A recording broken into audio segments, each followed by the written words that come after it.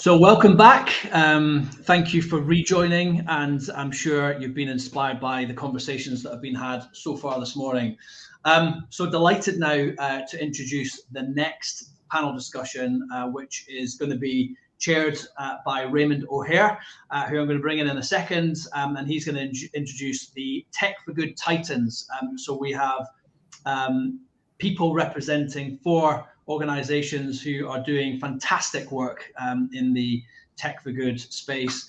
So delighted to introduce Raymond, who's going to introduce the panelists and facilitate the conversation. So Raymond, Good morning, Graham. Thank you for the introduction. I've been watching the session so far, and it's all been very, very useful, very enjoyable. So hopefully we will keep up the standard and keep up the level in this session. So good morning, everyone, and welcome to our impressively named Tech for Good Titans session. Now, I hope all of our participants are feeling, I was going to say at one point, suitably Titanic, but that is probably a very bad analogy to start the session with, so we'll drop that one for the moment. But a very, very warm welcome to our 4 panelists, to our 4 Titans, who are Vicky Bradney-Spencer, who's the head of CSR for IBM in the UK, Charles Eales, who's head of Microsoft Philanthropies in the UK, Michael Duggan, who's the non-profit CXO and strategic advisor for Salesforce, and to Ed Bowden, who's the executive director of technology for social good at JP Morgan. A really impressive lineup. I'm sure that everybody out there in the audience will be thinking at this stage, and absolutely clearly well worth the Titan branding that they've been given for this particular session, I'm sure. I find this quite an unusual position to be in this morning, having worked for the Microsoft Corporation for almost 13 years, then had a portfolio career for about 12 years, working with mainly ambitious and growing tech companies, and now as CIO of Enable Group, one of Scotland's largest and probably most impactful charities. So my interest and my connection to this topic is very real indeed, and it's on a number of different levels. So I thought I would start by asking each of you a couple of opening questions to get us moving, and then we'll just see where the conversation takes us, and hopefully we'll find some really good points of interest and areas to look at. So the first thing I want to ask is, it's easy for the cynics out there to dismiss what large corporates do in the tech for good arena as just a box ticking exercise to stay on the right side of procurement and commercial tender opportunities and so on. But what is it that makes what each of you and your organizations have done, what makes what they have done different and makes it really deliver on this whole tech for good agenda on a large scale? And I'll start, Vicky, with you, if you don't mind, if you could give us that perspective from IBM. Sure, Raymond. Hello, everybody. Thank you all for listening today, and it's great to join you. Just in terms of what makes it different for an organization like IBM. I mean, we've got terrific talent and we've got terrific technology. And so for us, it's about having everything at the heart of what we do. So I think when you're talking about something which is B2B, there's no boundary. B2B and technology, there's no boundary. There are no limits. You could do absolutely anything. But it's about having everything focused and core and central to the heart. So it's about our IBMers, the talent, what they're passionate about, but then also where we can really add value to us as an organization, to society, and then to our customers. So, where we're really focused at the moment is around education and skills. And that's where we think we can make the difference. We've got huge numbers of employees, we've got lots of talent, lots of passion, and, technology platforms that we can use, and we can get out there and share it. So for us, that's what's key. Right. Okay. Is that similar, Charles, from a Microsoft point of view? Is that a similar story, really, or is there a different angle on that? No, I think it's quite similar, Raymond, in terms of what Vicky was just saying. I think we think of it that as a technology company, technology is having a massive impact in the world in terms of how we live, how we work, how we learn. And I think there's a real danger from that, though, that that people can get left behind and don't get the benefits of technology. And that's what drives us, is to make sure that that everybody has the ability to benefit from the great advances that technology is going to bring. And we also think of it very much as those that can, should. So we have a responsibility. So if you think about sort of like technology, we know technology is going to have an impact in terms of the type of jobs in the future, and technology is going to sort of like take away some of the jobs that have existed in the past, and there are going to be new jobs. And we see our role very much as actually sort of like, we have a responsibility to actually sort of like help with that transition. So how can we help in terms of sort of like, in the same way Vicky sort of said about sort of skills, how can we help to actually sort of like to skill up and to sort of like to train people to make sure they understand what those jobs are going to be, that they have those skills, and help in terms of getting people into employment. So it's very much a sort of like, we see a responsibility. And again, probably just very trying to keep the answer short. The other thing though, as Vicky said, is, it's something that's expected of us by our, government, by customers, but also our employees. Our employees are incredibly sort of like passionate and want us as an organisation to have very sort of strong values and ethics and a strong purpose, and actually sort of like live up to that in the programs we operate, and providing them with the opportunities to be part of that as well. So it's something very much that's sort of like embedded in the organisation, expected by our employees. Yeah, that's an interesting point, Charles, actually. Would you say there has been a change over the last number of years in terms of what employee expectations actually are, in terms of when they come and work for, and same, I guess, for you, Vicky, as well, have new employees of Microsoft and IBM, for example, demanded more of the organizations in terms of what they do in these kinds of areas? Yeah, so do you want to go first, Vicky? No, you go ahead, Charles, actually, yes. Yes, and I think it's quite well known, Raymond, that particularly if you look at sort of like millennials and Generation Z, they expect organisations to have a really strong social purpose, to have sort of strong values, to have strong ethics. And I was looking the other day at some research by Deloitte, and it was sort of saying that nearly sort of like 50% of sort of like people who in those groups have actually made a decision about which organisation to work for, or whether to stay working at an organisation based on that. So I think we know that sort of like in the younger workforce, that's incredibly sort of like strong. I think what I've noticed, and it'd be interesting sort of like what the rest of the panel have sort of said, is actually since the COVID pandemic, I think the COVID pandemic actually gave a lot of people a lot of chance to sort of think both about how they work, how they live, but also about what's really important for them in terms of their lives. And I've noticed a real difference, not just in terms of sort of like the younger workforce at Microsoft, but actually across the whole sort of spectrum, that there is now far greater interest in our work, both in terms of what we do, but also in terms of actually sort of like people wanting to participate either directly in terms of sort of like applying for jobs in our philanthropies teams, etc., but also wanting to get involved in employee research groups, in terms of doing volunteering, etc. So I think there has, the pandemic, I think, has really got people to think about it, what's important for them in their lives, what's important for society, and actually how they can do that, and how they can do that sort of like through the work they do as well as in their personal lives. Yeah. Okay. That's it. Like moving on to the finance sector, I guess, Ed. I mean, is that is it a similar situation in terms of what has driven JP Morgan? What's made them different? Why have they been so successful, if you want to put it that way, in this particular sector, in this particular area? What has driven that? What's made the difference? I think it's picking up on what Charles and Vicky have just said. Actually, it's about our staff. It's about our staff wanting more than just picking up a paycheck. They want to feel whole. Many of them want to give back. They have many different passions. We all have different reasons as to why we might give to charity. And our programs are about offering the opportunity to our staff to be able to do that. The point that Vicky was making, the social sector in general, there's a big gap between their ability to leverage technology. Yet we know that technology can have a huge impact, to Charles's point. And our staff know that. We're a big organization globally. We've probably got 70,000 technologists and data scientists. It's not going to be for all of them, but there's a good number of those people that want to be engaged. And so at any one point in time, we probably have in excess of 160 nonprofits that we're engaging with to help globally with some kind of technology platform in some way. Our focus is very much on making sure that the nonprofit is left in a situation that they can leverage the technology we've given them. And increasingly, that means not necessarily building something for them. It's about accessing technologies that are already cloud-based, software as a service in particular. And this gives nonprofits a huge opportunity that they've not had before.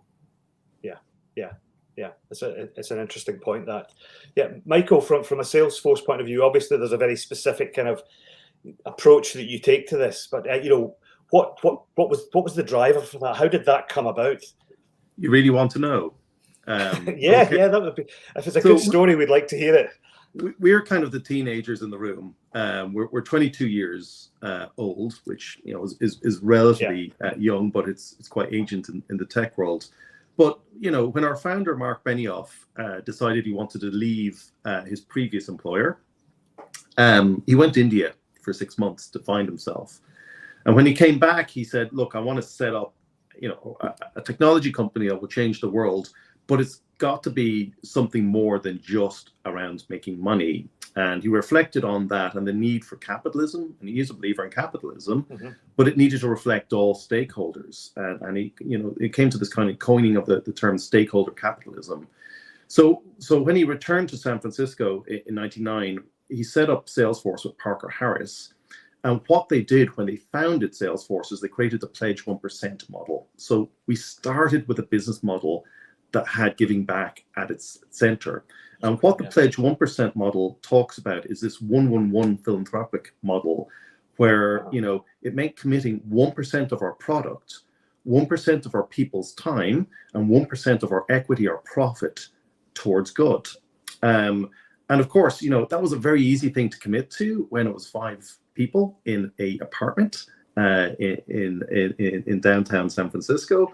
It's a little bit different now that we've got 80,000 employees and we've got a market cap, just touching 170 billion. But actually, this is part of our core business model. It's not an addition, it's part of what we do. And I think, the lesson that we feel from that is that if you have an opportunity and you can build this into your core operating model, your business model, then you can be very, very successful in serving and supporting the sector. And, the Pledge 1% model has been adopted by hundreds, if not thousands, of technology companies. Some of them, like Atlassian and Okta, are fairly significant. So that would be the point I would land. Think about how you can integrate this into your core business model.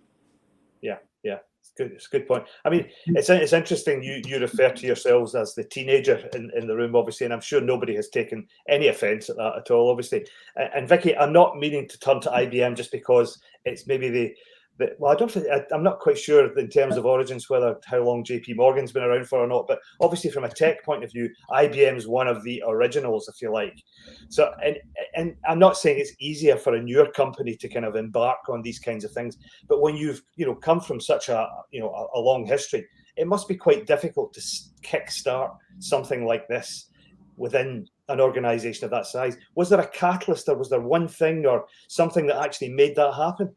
Well, you're right. I mean, we're 111 years old, I think. Yeah. So I think JP Morgan might be older. I don't know. I stand to be corrected. Okay. But it's, CSR has been at the heart of what we do throughout that time. I mean, we've had decades and decades, and it's changed over time. So if I think back about 30 years, our CSR leader at the time made a big shift where he talked about moving from checkbook philanthropy, and because that's what companies were doing. They were just throwing dollars at anything to do with social good. So the picture of the big check being handed over sort of thing actually being the traditional image. Yeah. Exactly. So then they were looking for ways to embed things much more into the culture of IBM. Because I mean, our purpose is all about being the catalyst for making the world work better, and we've had that for decades. So they moved. One of the initiatives they had then, sort of like 20 odd years ago, was something called corporate. The Service Corps. So it was a volunteering thing where it was embedded into our leadership programs. So it was actually taking our people and then putting them into places where there was, into developing countries where the economic plans needed to be developed for periods of time so that there was benefits back to them as individuals. So it was a different kind of CSR that we were doing, and then we moved on to things like impact grants, where we were it was a bit more fragmented. So again, lots and lots of organizations that we were supporting, but we couldn't pull it all together. So we've shifted over time. So I think it's just that evolving over time, reacting to what's needed out there in the market, listening to our clients, listening to our employees, and now we've moved to a point where we've sort of got it focused around two key areas, which is education and skills and the environment. And that means then we can create more impact. And that's what's important, being able to create and show that you're making that impact rather than spreading it really thinly across a number of areas.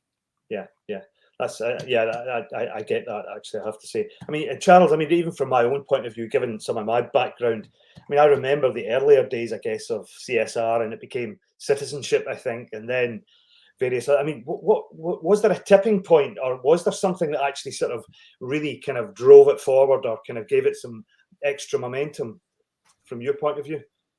No, it's quite interesting. I must, actually feel quite sort of like young, actually, sort of considering how long I've been in JP Morgan and been going, so on the sales force. But it was interesting. So like I was listening to our sort of like our giving lead the other day, Raymond, who you remember, sort of like Karen Bergen, sort of like now leads our sort of like giving program.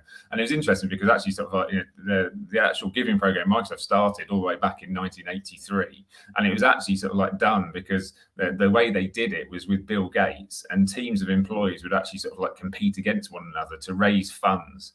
And the chance of if you raised the most funds, you actually sort of like ended up with the chance to dunk Bill in the sort of like the campus lake.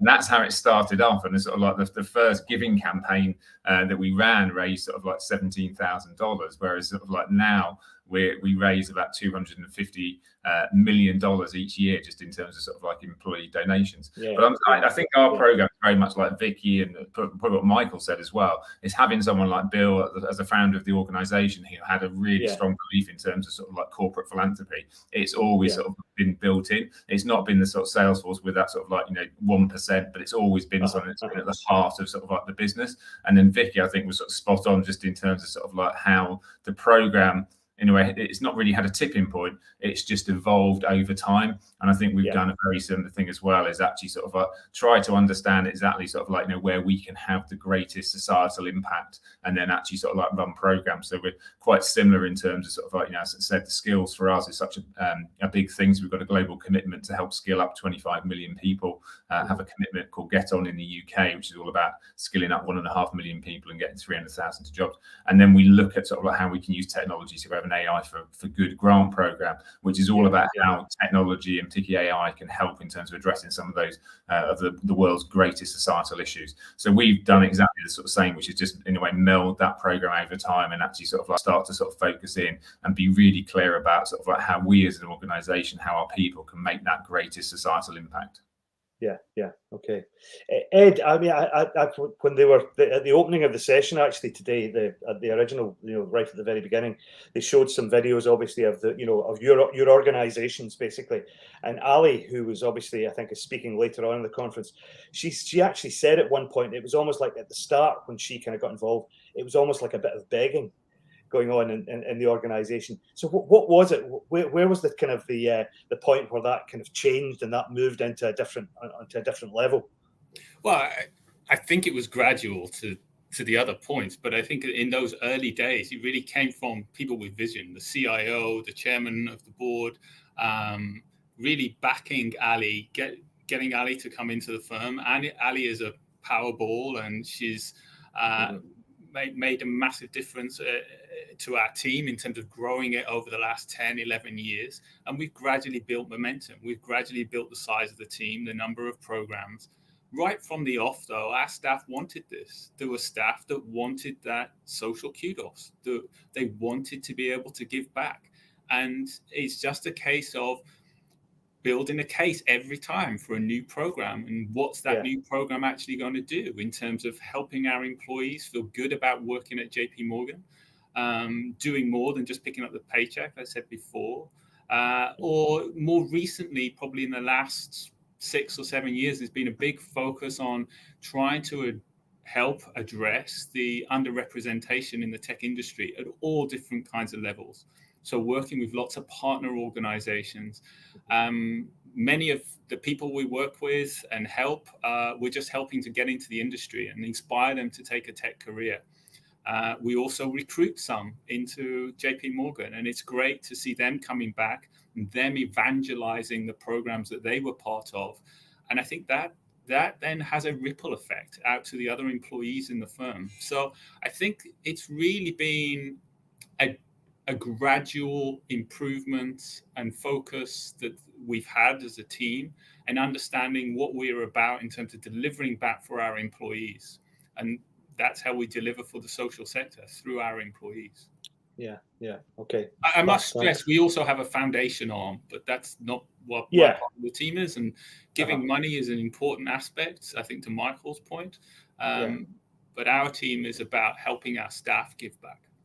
Yeah, I mean, it's an interesting point. Like, Michael, you kind of kicked this off, really, I guess. But like, is it really important about to have alignment? Because I mean, basically, the core things that you do as a business and that you need to do and make money and make profit and so on, there has to be some alignment with that in terms of to make this sustainable and long term and so on. Is that something that's in all of your minds? Absolutely. Michael? You know, I'm not muted, am I? There we go. No, you're fine. You're fine. So look, you know, we've moved and the world is moving even more rapidly, and now we talk about ESG, and you know, one of the key things we now do every year is print or publish a stakeholder impact report, which covers all of the various things that we do, which we believe delivers impact. And it varies from, you know, obviously giving money. We give away 100 million in grants every year. We also have that 1% of everybody's time, which is quite substantial. But even, for example, Salesforce Ventures, which is our investment arm and invents in the tech industry, it's come out with its second 100 million fund for impact. So we're investing in technology companies working in the space of impact. So it's right across all of our business lines that we think about how we deliver impact. And I suppose an interesting point is that Salesforce.org, which is a business unit I'm in, was an independent business up to 3 years ago. And we were acquired by Salesforce. And the reason we were acquired back in was on the commercial side of Salesforce, we're very good at telling businesses how they're making money and how they're delivering their numbers. But there's a realization we also need to help our customers on the business side, as well as Salesforce Commercial, how you measure and deliver on impact. And that's the big story, I think, here, that this isn't just something that sits in a corner. It's actually an integral part of any modern business, that you understand your impact in this world. Yeah. It's a good point, actually. Good, you know, in terms of impact. You know, adding on to the original question, actually, it would be good if the rest of you as well would just make a point about how does this get measured?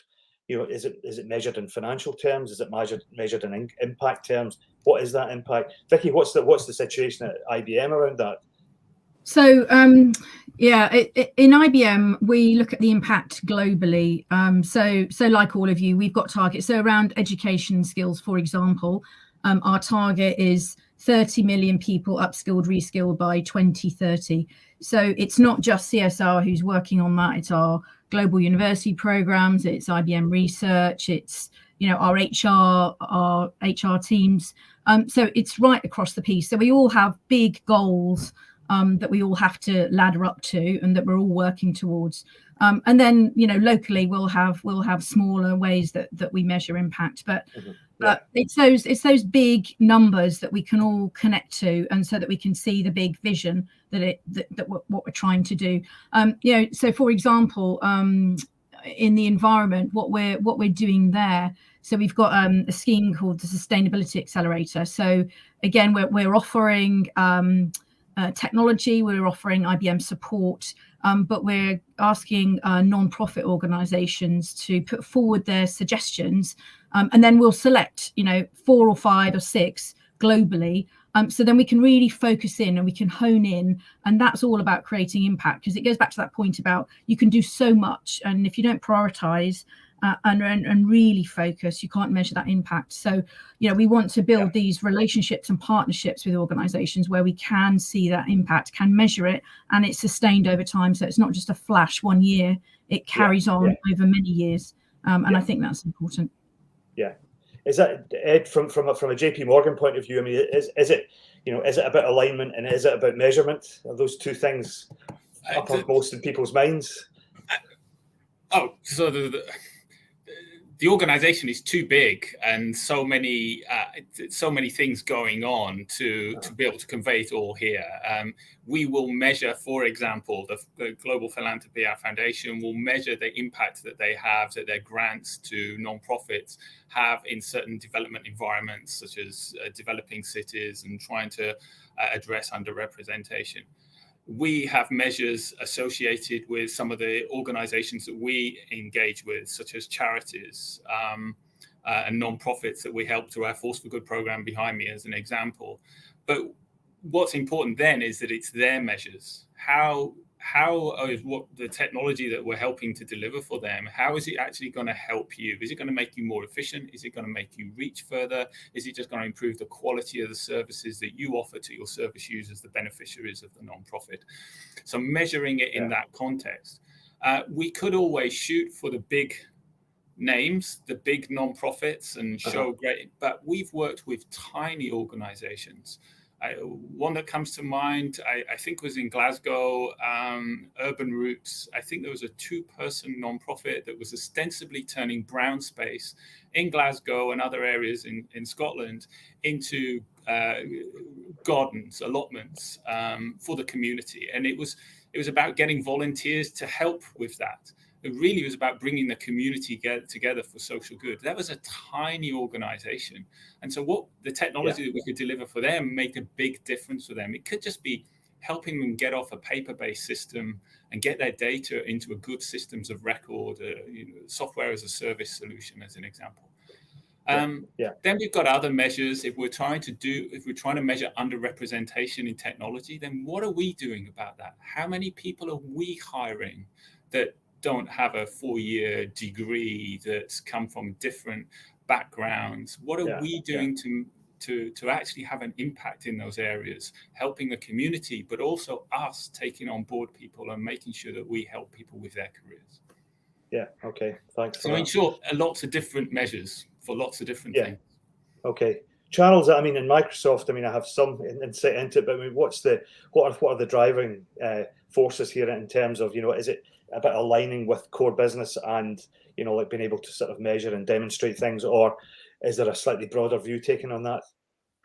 No, I think it's very sort of similar. You won't be surprised here. We have plenty of Power BI dashboards to measure impact. The two things I'd say, I think we're transitioning from that sort of just purely counting numbers and that numbers game of sort of millions of people sort of skilled, etc., to actually trying to work out what is the sort of the societal value of helping somebody. Because if you take it sort of it's a very different situation if you actually sort of help support somebody who's unemployed from an ethnic minority sort of like background, who's who's very disadvantaged, than actually sort of like skilling up somebody who's maybe already got a university degree and sort of doing a sort of tick box exercise. So actually, what's the social value in terms of sort of helping someone like that? Or, when we run programs for social entrepreneurs, it's the sort of like the value is not sort of like just the fact that you've sort of like had 10 social entrepreneurs on a program for 3 to 4 months. It's actually the value that social entrepreneur, that startup has over the next 3 to 5 years, and how they're going to help support the local economy, the employment they're going to drive, etc. So I think our probably the same as all the other organizations, our reporting is getting more sophisticated,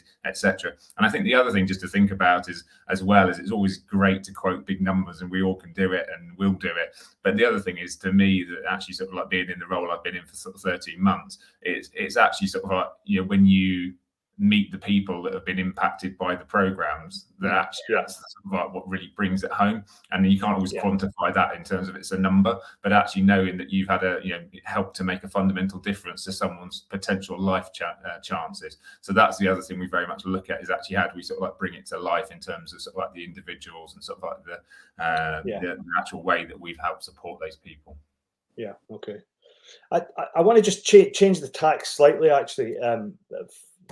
At this point, I mean, I think we would all agree that charities, social enterprises, not-for-profits, whatever, they are a force for good, clearly. However, I think that the impact of the third sector could be even greater. I think it could be significantly greater than it actually is, even at the moment. But that would require, in my opinion, that would require a much greater level of collaboration and cooperation between you guys in the private sector, particularly the tech and the finance sector, and also the public sector and the third sector. How would you go about, or how could we go about sort of improving that level of collaboration and that that bringing together of the relevant parties across these sectors to make more of an impact? Ed, would you want to have a go at that? Well, bringing the whole ecosystem together at conferences so that people can build relationships and build connections and build partnerships. We have many different sorts of partners, whether it's a partnership that's going to help us with emerging talent, underrepresented talent, people from different backgrounds. We need expertise. We need to partner with the National Autistic Society in order to improve and make best-in-class autism neural diversity programs at JP Morgan, as an example. We also can help nonprofits, so the tiny nonprofits or even the big nonprofits that might have hundreds of technologists at the nonprofit. Sometimes it's about their capacity. We're very much focused on making sure that what we give is sustainable for the nonprofit. I think that is a key aspect here. This isn't just, in order to feel good, you have to know you've had an impact. Yeah. And you need to hear back from the nonprofit, whoever you've engaged, you need to know that you've had that impact. And you can't just set out on this as something that's very self-centered. In order to service yourself and you're feeling good about giving back, you need to know that it's actually landed, that what you've left them with is something sustainable that's going to be used and will have an impact in terms of helping those nonprofits with their mission, whatever it is. Right. I think that hopefully this, as an example, it just can perhaps highlight to some smaller organizations that staff want to be able to give back, and maybe some seeds of thought will be sown and other organizations will enable their staff to start to give back in ways in which they can and want to. Yeah. Vicky, I mean, from an IBM point of view, are there tangible things that can be done? And I take Ed's point, conferences and events like these and so on, but are there tangible things that IBM with all its power can do to actually push these parties together, actually to work better together or to do something more tangible together? I think there is, and I think it's all about that word together, isn't it? It's about collaborating, and even all of us today, talking now, we mustn't be thinking of each other as competitors. We need to be collaborating together because, as you've heard us all explain, we've got so many of the same goals that we want to do with CSR. So we should all be working together, not trying to do all of our own things. So it's finding those opportunities and having the private sector work together. I think with a not-for-profits, and to Ed's point, that making it sustainable relationships. So being upfront about what we can and what we can't do. We need to be transparent. We need to make it easy so that we're clear about our offers, where we are supporting, where we are focusing, how do you access, how can we work with you, how long will we do it for, those kinds of things. But I do think there's a task for all of us in the private sector about how do we all work together better. And we do that in pockets. We've got an initiative called PTech, which is Pathways to Technology, which works in secondary schools, and we're working with partners like KPMG. We're working with Salesforce in Ireland. There's all sorts of organisations that we're working with, but we could do more of that, and I think that we need to explore that further. Yeah. Okay. Would that be the same from a Microsoft perspective, Charles, in terms of having to work better and more often with other what may have been or may be competitors to some extent? But is that the view? Yeah, no, very much so. And I think you'll know Raymond from being ex-Microsoft, that sort of, Microsoft has always been is a partner organisation. So, we take a view which is sort of like the challenges that we're looking to sort of face here are challenges that sort of like one organisation on its own cannot sort of cannot fix. So, we do work with organisations. So, Ed mentioned about the JP Morgan Foundation. We've actually got a programme up in sort of Scotland with the JP Morgan Foundation, because by working with others, we can have a greater societal impact by working together, and it helps the relationship between our two organisations. But I think the other thing, just in terms of your question, I think of is number one is, I think in the charity sort of sector, I think there's far more sharing that could go on. The challenge is, if you think about sort of like a lot of sort of smaller charities face, a challenges they all face when it comes to technology, etc. And I think there's a lot of reinventing the wheel that actually sort of like goes on. And I think that the sector as a whole could do a lot more, and we probably could sort of like do more in terms of sort of sharing some of the work and trying to sort of like make that more easily available. The other thing is, don't just think about, you've got IBM, Salesforce, Microsoft, JP Morgan on the call here. Don't just think about sort of like those bigger technology companies as people that can actually sort of like help you. Again, as you know, Raymond, we've got like 5,500 employees in the UK as Microsoft. And yes, we try to put them to use every year in terms of volunteering. We've got 26,000 partner organizations with 500,000 employed. And that's the thing, is think about sort of like, who those organizations at a local level that you could work with that could help support and build on the sort of like the core offers that someone like Microsoft or Salesforce provides to sort of like to help you.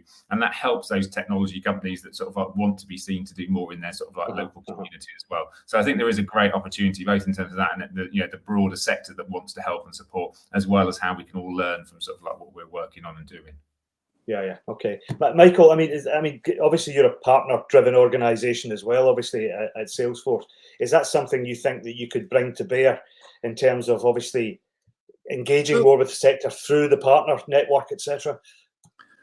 Look, I'll actually just go back and I'll push back a little bit. I think the non-profit sector, more than the for-profit sector, actually does coalesce and actually does try to solve problems jointly. I mean, I was on the board of NetHope, which is, I think, 63 of the largest nonprofits globally, and jointly funded by Salesforce, Cisco, Microsoft, and others. I think the sector does try to do that. It's just such a big challenge. And I think it's worth pointing out, like we alone, we have 52,000 nonprofit customers, and they range from some of the largest UN agencies right down to micro organizations with 2 or 3 people. And it is a long tail sector. Most nonprofits are very small, and they have an extraordinary level of diversity. In fact, I would argue more diverse than the for-profit. So I think it is a wicked problem in terms of how we actually develop and build the digital maturity of the nonprofit sector. We ourselves have built around a program called The Power of Us, which is a combination of the software, and I think the big news story is that software has never been cheaper or more accessible or even free for the nonprofit sector. The real challenge here is either getting the skills in place, and that's a huge challenge, which I know that all the other vendors here, but also just product that just works. And there's also a funding challenge. I think we also need to address that there are things that we need to go outside of this grouping here in terms of how do you fund the basics around how you use technology. And I'll give just one simple example. Things around data protection. Most of our nonprofits are handling quite sensitive information. Having the capacity to support that is a real problem in the sector. So what I think is that this is a challenge that's going to take a lot longer than we imagined to solve, and it will need to look at some of the fundamentals of the nonprofit sector. And I'll just land here. I think the big change that we're seeing at the moment is this emergence of a fourth sector, neither nonprofit nor for-profit, to try and solve some of the challenges that we have around the scale issues, around leveraging digital and technology to solve for impact. And I think that's a space that we should be supportive of in the technology sector. And we should also be coming to the game with solutions. So, one of the things that we talk a lot around is a process called impact management, which is literally a way of actually measuring impact. We're not just waiting for our customers to tell us how to do this. And we work with our customers on this, but we need to raise the sophistication of how we use technology in terms of measuring that impact. Yeah. Okay. I mean, I'm sure you get asked the question all the time, and I know it's probably been posed in the lead up to this event as well. But obviously, you're all really big organisations, very huge organisations, and that have made a big impact on many fronts. How do you is there a role for you though? And I appreciate we talked about the partner networks at Microsoft and the partner networks potentially at Salesforce. But is there a way? And I guess IBM have that as well, Vicky. Slightly different, I guess, Ed, from your point of view, but is there a way that you can tangibly kind of touch and help and support what maybe smaller organizations, either in the tech sector or in the finance sector, can do to become involved? Do they have to piggyback on some of the things that you're doing, or are there other things that you can do to kind of help them or support them? Vicky, I don't know if there's anything that happens in IBM that looks at that. So, I mean, we've got a number of different programs that we're working on that that smaller organization and charities can connect with. So we've got programs such as Skills Build, which is all about reskilling and upskilling secondary school age children and also adults for job seekers. So there's programs like that. But in terms of other types of support, it would be about collaborating.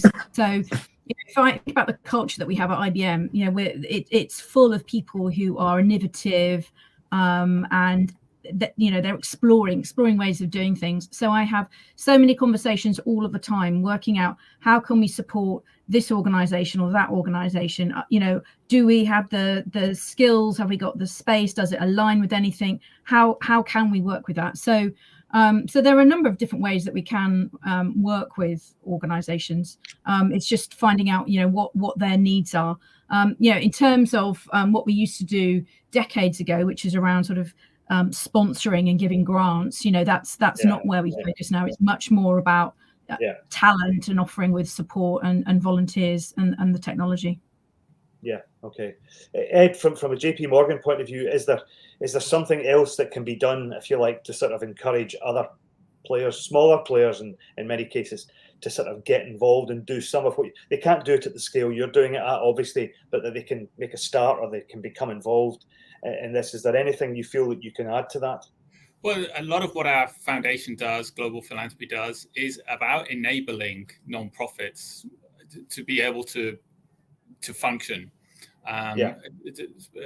People that can aggregate and support at a much smaller level than would be able to without the financial support that the foundation brings.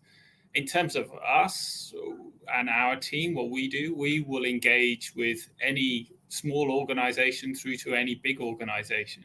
In terms of encouraging other organizations to do the same, we have a tech symposium where we actually collaborate and bring together a whole bunch of other employees that do similar functions in other firms. I think everybody on this call is actually part of the tech symposium, or there's representation from each of these firms at the tech symposium. And I must say, we deliver a whole bunch of Salesforce solutions. We've worked with IBM in terms of the service core is a model that we've taken on as well, and we collaborate with them. We've partnered with Microsoft on a whole bunch of things as well. So I think at big organization level, hopefully there's an element of us trying to show the way, and the door is open for us to partner with any organization that wants to have an impact in the social sector. Yeah, okay. To Charles and Michael, I mean, is the key to this from your organization's point of view, in the partner network that you have, is there more that can be done to encourage some of those organizations into doing more in this space as well, or is that not something you specifically look at? Absolutely is the answer, and as I said earlier, we're now in our second round of investing 100 million in technology startups within the nonprofit impact sector. So we're trying to seed it at that end.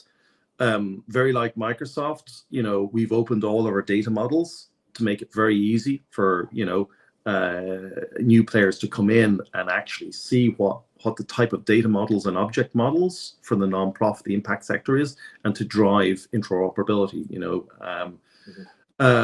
We also have, a few of us would have kind of app exchanges that make it very, very quick and easy to develop product for impact. So we have, vendors, partners like TowerWorks, which came out of the Grameen Foundation, a charity itself. It's a B Corp, or a Vera Amp Impact. So one is a data collection tool for nonprofits. The other is a portfolio management tool. So we're creating this kind of easy to access ecosystem to develop product for the sector. And I think absolutely that will accelerate, because big companies can't build every possible solution for every possible use case, right? We accept that. Sure. So what we want to do is try and enable that ecosystem to grow. Yeah. Okay. Charles, from your point of view? Yeah, no, just building on sort of like what Michael sort of said, what I've said before, we have a very, both mature partner ecosystem, but also a program. So we have something called the Partner Pledge with our partners. Yeah. And it's a very sort of like, in a way, virtuous sort of circle, because the whole idea of it is actually sort of like, our partners actually are far, as I said, have 10 times the 100 times the workforce that we do.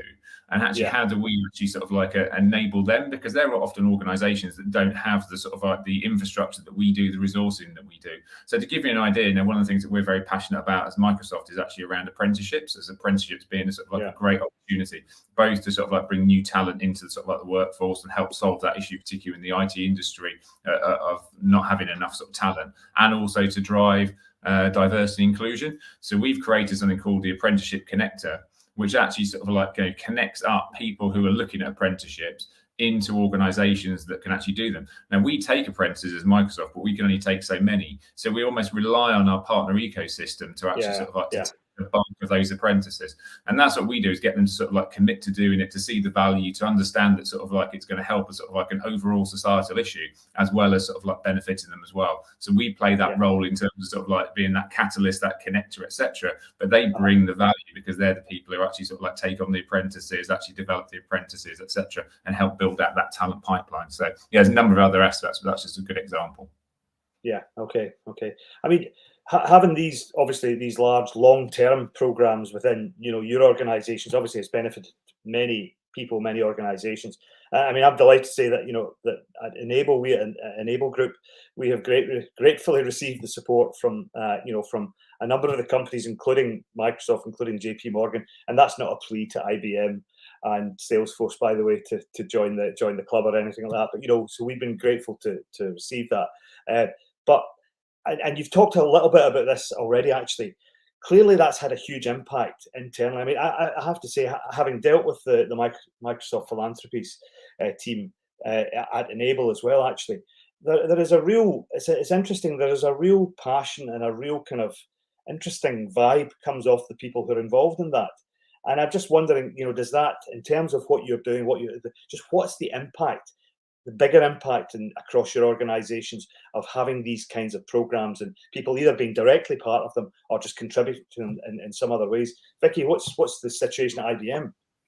So I'm sure it's the same with all of us within our organizations. It's all about that pride, that loyalty, and they like, the IBMers like to belong to something that others recognize, and it's back to that point about when you focus on a number of programs rather than spreading really thinly. We've got P-Tech mentors, we've got skills build ambassadors, so they belong to a group, and then they have things in common, and it's all of the networking that they do, and just that pride of being out and about and applying their skills and their talent that they've got, and feeling that they're doing good.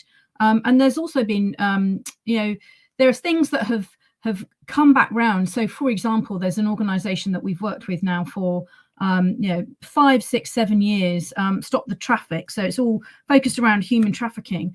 And we started working with them a number of years ago, but with the war in Ukraine, it's come back again because we needed volunteers. So all of a sudden we were able to go out to all of our IBM employees who could speak Ukrainian, Russian, Slovak, all the different languages that were needed, and we could ramp up, over 100 volunteers instantly, and they want to belong, and they want to help, and they want to support. So it's the power of that, particularly with the ability to reach out to everybody, to get them engaged, and to get them passionate about the things that they care about. Yeah. Michael, from Salesforce's point of view. I mean, in terms of the volunteering, even I'm committed to 8 days a year. I think it's very important that that the program has got and is seen to be supported from the highest level. Mm-hmm. And that's kind of one of the challenges. There's a quarterly kind of like reminder that cascades down, and one of the big concerns I have is when these programs are kind of things for the junior staff or the individual contributors, it's got to be something that's integrated into the culture actually of the organization, that getting back. So my kind of big piece there is to make sure that your leadership are really engaged on it and publicly engaged on it. Mm-hmm. I think also, look, the sophistication of that has grown enormously over the past few years in terms of what does good volunteering look like? What does effective volunteering look like? So we have a very standardized approach to maintain quality. When you've 80,000 people and you're saying that, 1% of that, all that time, you will run into quality concerns and you will have scale issues. So it's right. And there are a lot of supports out there. And I would definitely encourage any organization thinking of setting up a volunteering program within their organization to go out and get support from their national volunteering organization. There's actually a nonprofit that will, or maybe more than one nonprofit that specialize in supporting organizations do that. And it just avoids any of the kind of the problems that you might have by just throwing out like, look, let's all head down and do this volunteering event. Yeah, understand. Charles, I appreciate we're kind of running tight on time actually. So just to maybe wrap up, get Charles and Ed just to say a few words about this as well. Yeah, I'll keep it very short and sweet. I think just building on what Michael and Vicky have sort of said, two things that sort of sprang to my mind. One is I think there's massive benefit for the organisation itself. So our volunteers that go out to become school governors, charity trustees, etc. They get massive benefit in terms of that they build their sort of skills, etc., and they bring that back into the business. So there's a real business benefit as well in terms of actually getting people to do things, work in organisations they're not used to. The other thing we find there is a lot of our employees, if they're working with customers or partners, etc., the ability to actually have a conversation about social impact is really beneficial. So that's the other thing we find, and we can find those synergies with those organisations to then do activity off the back of it. But it's a different conversation which helps the overall relationship. So just building on what Vicky was saying, sort of like retaining attractive talent. Yeah, I understand. Ed? I think it really does help having leaders that are passionate themselves, that can evangelize and articulate as to why there's a need here to help with societal challenges, because that's felt by all of our employees. And it's about our for us, it's about giving our employees an opportunity to give back. And they will identify what they can do and how their skills can be leveraged. We can just facilitate them through the programs that we have. And through that, we can have an impact on the world. People will hopefully therefore start to recognize us as a technology employer that people would want to work. So we do get some benefit back from it. We have the ability to say, hey, we're a great place to come and work, and you can do more than pick up a paycheck. You can give back. And I think increasingly the big corporates are recognizing that they need to look after their staff, and their staff want to look after society. Yeah, okay, that's good. Graham, I'm taking it that your presence here tells us we have to stop now, or are we completely out of time? Yes. Yeah, listen, we could go on all day because this is. I have loads of questions that I could ask, but it's been a real pleasure actually. I mean, personally, thank you to Charles, to Michael, to Ed, and to Vicky. It's a really fascinating conversation, and I could listen to you respond to other questions for much longer. But I really appreciate you taking the time for this as well. Yeah, thank you. Absolutely, and I echo that. And I think some of the conversation that we're seeing now on Twitter and other social sites about some of the quotes that you've made and that's been shared on social really is having an impact. And thank you so much for posing the questions, Raymond, and also for bringing to life for everybody the fantastic work that each of you are all doing in your organizations. And I think really refreshing some of the conversations about the way that you are collaborating. You know, I think someone touched on the fact that you're competitors, right? And then you're probably part of many pitches for business to businesses, and you know, working together collaboratively in order to drive tech for good and to work together to share that movement is really inspiring for everybody. And I don't think there'll be anybody listening, watching this, that will not be inspired to go and do something, even small, even a large organization, to influence that organization to take a stand on this and to really get involved. And for smaller organizations, you've seen the register interest URL popping up throughout the conversation, because what was announced this morning, like by magic, there it is. Like what was announced this morning was the Tech for Good Alliance, which is exactly what you've all been talking about, which is taking businesses who want to be able to enable their people to get involved with third sector organizations, connecting them to third sector organizations that need that support, and also then adding in volunteers from other organizations like the Scottish Tech Army, Code Clan, etc., to be able to come together to collaborate to really drive tech for good. And I think that this is a critical time for everybody, critical time for businesses, critical time for the third sector. And what you've all talked about today, I think really, really does bring that all to light. So thank you all so much for your contributions this morning. Yeah, we'll hopefully hear more sound bites from you throughout the Tech for Good program that's going on. So thank you very much indeed. Thank you, everybody. Thank you. Take care. So, for those of you who are sticking with us, there's a couple of sort of, I guess, structural changes to the day. So let me just tell you a little bit about what is happening next. Okay, so there are three different discussions, three different panels going on. Now, don't worry. On the schedule, these started 10 minutes ago. However, they're all pre-recorded, so you can watch them at any time. So there are three different plenary sessions that you can opt for: Agile Stories, Agents of Change, and Tech Ecosystem. So these are three panels, discussions, talking about those three different topics. Each of them can be watched now or later on in the day if you like. Then at 12:10, we have got what we call the Volunteers Assemble.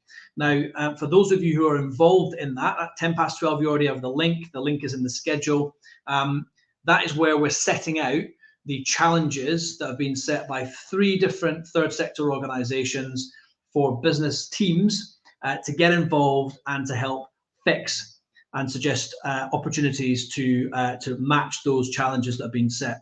So for those of you that are watching from outside, really encourage you to go and watch those pictures, because you'll get an idea of exactly what they are and what those challenges are. And then later on today, we will come live to hear the solutions that have been reached by the three businesses that are getting involved. So really exciting initiative. So Volunteers Assemble, that's at 12:10. And then there is a lunch break.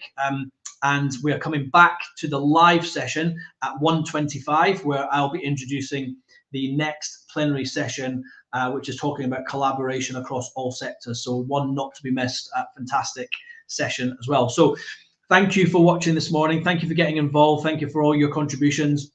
After lunch, I'll be sharing those who have started to register their interest in the Tech for Good Alliance, the URL, which hopefully you saw earlier. And if we can pop it up again, there we go.